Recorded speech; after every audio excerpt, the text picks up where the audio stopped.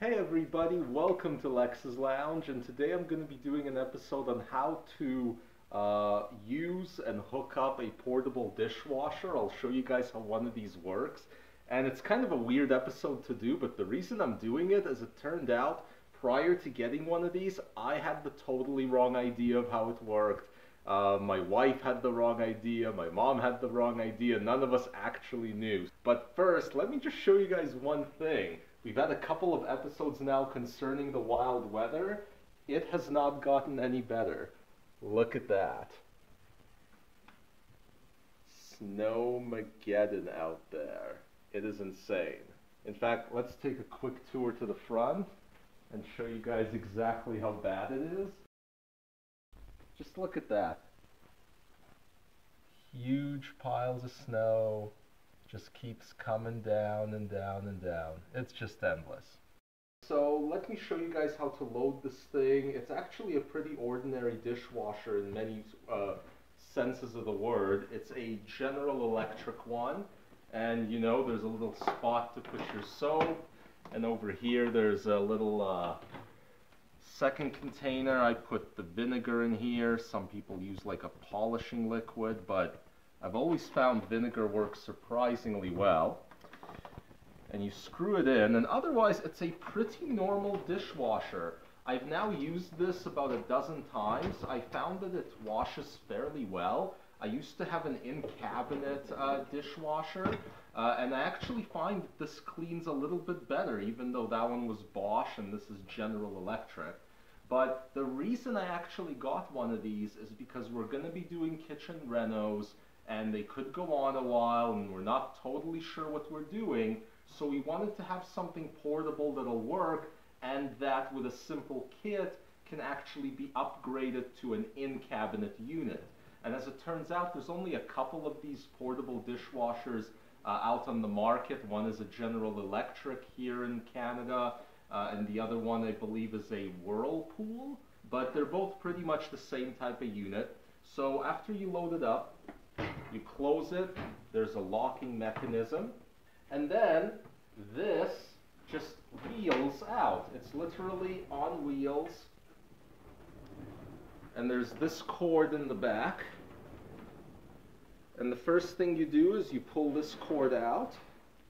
This is both the water line in and your drain, and you hook it up to here. So when you first buy this dishwasher, it's going to come with an adapter for your faucet, and it's going to replace the adapter that's normally on the faucet that slows down the water flow typically, because this dishwasher needs essentially line pressure. So you're going to put this adapter on the faucet, and once it's on there, you just take this coupler, put it on, and voila, it's all done. Turn on the hot water, because that's what it wants. And then there's an electric cord that pulls out of here, plug it in, and that's it. That is pretty much how the thing hooks up. And as you can see, it's still pretty mobile all over the place. Otherwise, it's a regular dishwasher, and what happens is that when the water needs to drain, it'll actually come out of here and into the sink. So I'll show you guys. We just turn it on. Voila, that's it, it's going. And when it's all done, you basically just uncouple it and put in the electric cord, and that's it. I'll show you guys at the end what it looks like when the dishes are clean. This is one of the louder dishwashers that I've ever heard. Probably about 10 decibels louder than average. You can still have a normal conversation around it, but I think it's probably caused by the fact that it's not inside a cabinet, so there's nothing to muffle any of the noise. So just bear that in mind, that these portable dishwashers are noisier than an average in-cabinet one. Okay everybody, so now the cycle is all done and we're ready to check everything out. First you turn off your water right down here. Water's off, then there's a switch, or rather a button. It's just a blow-off valve. Then you can uncouple the coupler and drain everything out. And actually, you should unplug before you do any of that. And then you just can tuck this cord back into the dishwasher.